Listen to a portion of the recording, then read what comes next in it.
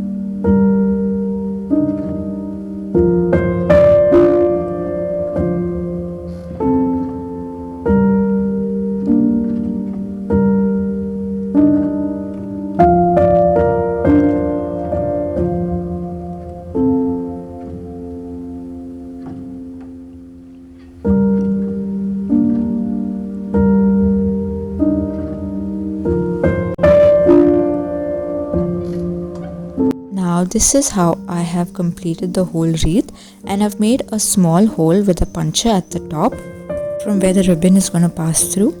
You can adjust the size of the squares to make your wreath larger or smaller. It's the perfect little ornament for your Christmas tree or even for your home decor.